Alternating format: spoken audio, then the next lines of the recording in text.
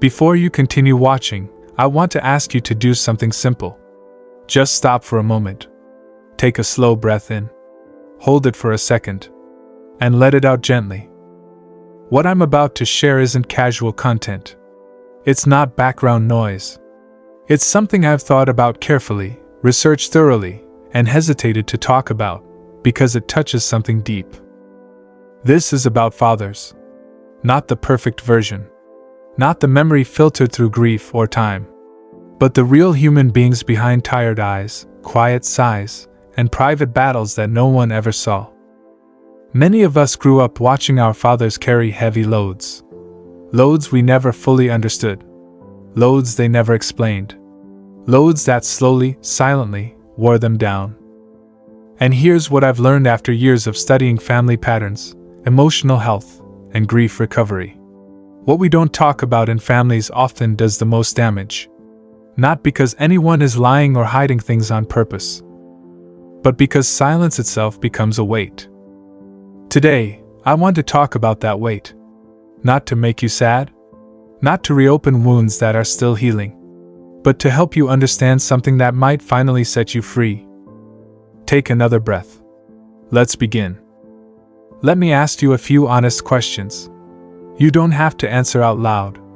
You don't have to pause the video. Just let these questions land in your heart and notice what comes up. Was your father the kind of man who smiled even when things were falling apart? Who said, "I'm fine," when something was clearly wrong? Who took care of everyone else's problems while struggling silently with his own? Did he have friends he could really talk to? Or did he keep everything inside? Did he ever ask for help? Or did he see asking for help as a sign of weakness? When was the last time someone asked him, "How are you really doing?" and he gave an honest answer? If these questions hit close to home, you're not alone. Millions of people around the world have watched a father, a grandfather, an uncle, or a brother slowly fade. Not from one big tragedy, but from thousands of small, invisible wounds that no one ever talked about. Here's the truth that research and real life both confirm. Your father may have been a victim of something very real. Not a curse. Not bad luck. Not a supernatural shadow. A pattern. A pattern of holding too much alone. A pattern of giving more than he ever received. A pattern of being the strong one for everyone while no one was strong for him. Psychologists call this chronic emotional suppression. Sociologists call it toxic masculinity. Not because masculinity is bad, but because the pressure to never show vulnerability hurts everyone. Spiritual teachers call it carrying a burden that was never yours to carry. Whatever name you give it, the reality is the same.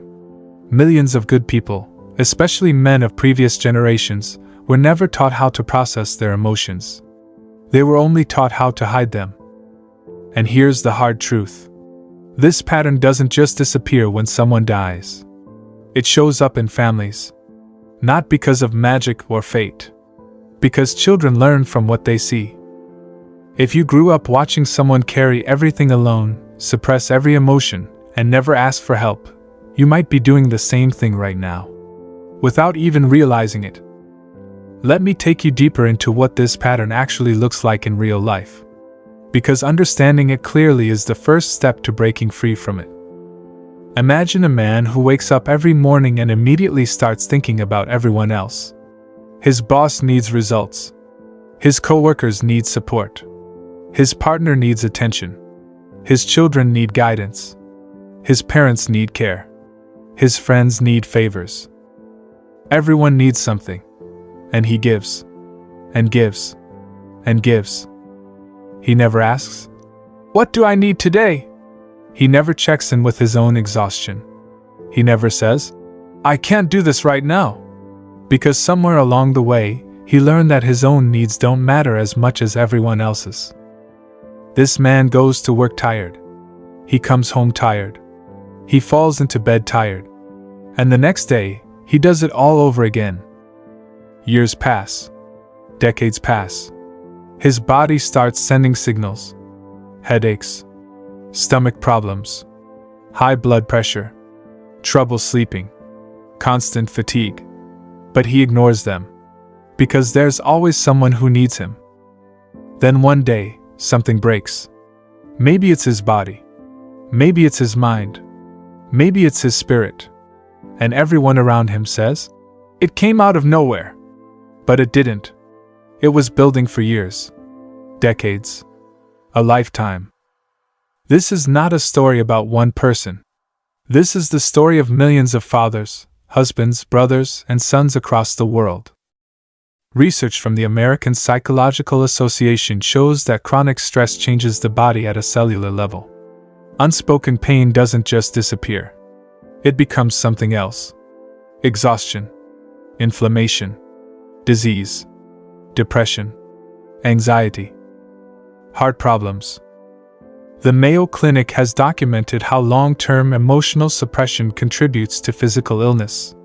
Harvard Medical School has published research on how loneliness and emotional isolation affect life expectancy. This is not spirituality. This is not speculation. This is science. Your father may have been a victim of this science. Not because he was weak, because he was human, and because he was never given the tools to handle what life threw at him. Let me pause here and say something important. I'm not saying every father died because of this. I'm not saying your specific situation fits this description perfectly. Every person's story is unique. What I am saying is this. This pattern is real. It is widespread. And it is hurting millions of people right now. If any part of this resonates with your experience, keep listening. Because the next part is about you.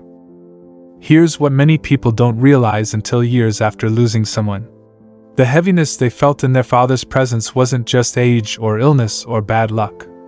It was the weight of everything he never said. The burdens he never released. The tears he never cried. The conversations he never had. The help he never asked for. The love he never fully received because he was too busy giving. Your father, in his hardest moments, was likely thinking of you. Wishing he could explain something. Wanting you to know why he seemed so distant, so tired, so quiet. Wanting to tell you that it wasn't your fault. That you were never the burden. That his silence was never about you. But here's what many fathers were never taught. They were taught to be strong. To not complain. To handle things alone. To protect everyone else while asking for nothing in return. That training, that cultural pressure, it doesn't just go away because someone gets older or wiser. It becomes embedded. It becomes automatic. It becomes a prison. And the key to that prison? Vulnerability. Asking for help. Admitting that you're struggling. Saying the words, "I'm not okay." For many fathers, those words felt impossible. Not because they didn't want to say them. Because they genuinely didn't know how. Now let me talk about something that might be hard to hear. But I need you to stay with me. The same pressures that affected your father, the same patterns of silent struggle, emotional suppression, and carrying too much alone, they might be showing up in your life right now. Not because of fate. Not because of a curse. Because patterns are real. And patterns repeat until someone recognizes them and decides to break them. Let me ask you again, honestly and gently. Do you often feel responsible for everyone around you? Do you feel guilty when you say no? Do you feel obligated to carry other people's problems on your own shoulders? Do you feel pressure to be strong even when you're completely exhausted? Do you feel like you must fix things you didn't break? Do you feel like you must stay quiet to avoid hurting others? Do you apologize constantly, even for things that aren't your fault? Do you struggle to identify what you're feeling? Do you feel numb more often than you feel anything else? Do you have trouble sleeping because your mind won't stop racing? Do you feel tired even after a full night's rest? Do you get unexplained headaches, stomach problems, or body pain? Do you feel like no one really knows the real you? Do you feel lonely even when you're surrounded by people? Do you feel like if you stopped giving, everyone would leave? If you answered yes to several of these, here's the good news. You are not broken. You are not weak. You are not damaged. You are experiencing something very real. Something that has been passed down through generations. Something that millions of people are experiencing right now. And you have the power to change it. Let me say this as clearly as I can. You are not your father. You are not walking his exact path. You are not destined for the same ending.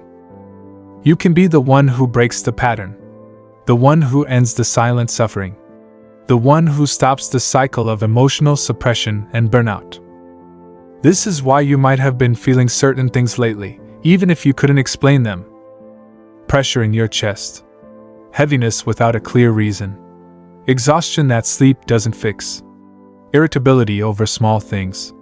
Sadness that comes and goes without warning. Guilt when you try to rest. Guilt when you say no. Guilt when you put yourself first for even a moment. A voice in your head saying, "Stay quiet. Don't cause trouble. Fix it yourself. Carry it alone. Don't disappoint anyone. You can rest when everything is done." Here's the truth. Those thoughts may not even be yours. They may be emotional habits passed down through your family. Echoes of voices from the past. Patterns you absorbed before you were old enough to choose them. But here's the other truth. You can unlearn them. You can replace them. You can create new patterns. Neuroscience has shown that the brain is capable of change throughout life. This is called neuroplasticity. The patterns you learned, even the ones you learned in childhood, can be rewired. You are not stuck. You are not doomed. You are not destined to repeat history. You have a choice. And that choice starts with awareness. Let me give you some practical steps. Because awareness alone isn't enough. Action is what creates change. Step 1. Name the pattern. Say it out loud to yourself. I have been carrying too much alone. I have been suppressing my emotions. I have been trying to be strong for everyone while ignoring my own needs. Just saying it makes it real. And what's real can be changed. Step 2. Practice saying no. Start small. Say no to something tiny today. No to a request that drains you. No to an obligation that isn't yours. No to giving more than you have. Notice what happens. The world doesn't end. People don't leave. And you feel a little lighter. Step 3. Find one person you can be honest with. Not someone who will try to fix you. Not someone who will judge you. Just one person who will listen without interrupting, without advising, without minimizing. One person who can sit with you in your honesty and say, "I hear you. That's real. Thank you for telling me." Step 4. Check in with your body. 3 times a day, stop for 10 seconds and ask yourself, what am I feeling right now? Where do I feel it in my body? Don't judge the answer. Just notice. This simple practice rebuilds the connection between your mind and your body, a connection that chronic suppression often breaks. Step 5. Set one boundary this week. Just one. Maybe it's leaving work on time. Maybe it's not answering messages after 8 p.m. Maybe it's asking for help with something you always do alone. Boundaries are not walls. They are gates. They let in what serves you and keep out what drains you. Step 6. Get professional support if you can. A therapist, a counselor, a support group. These are not for broken people. They are for smart people who understand that some burdens are too heavy to carry alone. Your father may not have had this option, but you do. Let me tell you what happens when you start breaking this pattern. Because it's not just about avoiding a bad outcome. It's about creating a good one. When you stop carrying what isn't yours, you will have more energy for what is yours. Your relationships will change. Some will get stronger, some will fall away. Both are okay. When you stop suppressing your emotions, you will feel more. Not just the hard feelings. The good ones too. Joy will feel brighter. Love will feel deeper. Peace will feel possible. When you start setting boundaries, people will react. Some will respect you more. Some will push back. Some will leave. Let them. The people who belong in your life will adjust. The people who are only there to take from you will reveal themselves. When you start asking for help, you will discover something surprising. Most people want to help. They just didn't know you needed it. Vulnerability invites connection. Connection heals isolation. When you start prioritizing your own well-being, you will become more present for the people you love, not less. A burnout person has nothing to give. A rested, regulated person has everything to give. This is not selfishness. This is sustainability. This is wisdom. This is what your father may have never learned. You were not created to carry everyone. Your father may have tried. It may have broken him. But you do not have to repeat that story. You are not here to collapse under the same expectations. You are not here to be drained by the same emotional wounds. You are not here to give until you disappear. You are here to be free. Let me say something directly to the part of you that might be resisting this message. I know there's a voice inside that says, "But I have to be strong. People need me. If I stop carrying everything, things will fall apart." I understand that voice. It comes from love. It comes from loyalty. It comes from watching someone you love give everything until they had nothing left. But let me ask you something. Did holding everything together save your father? Did being strong for everyone protect him from what eventually came? No, it didn't. Because the human body and mind have limits. And crossing those limits doesn't make you a hero. It makes you a casualty. Your father may have believed that if he stopped holding everyone together, everything would fall apart. But here's the truth.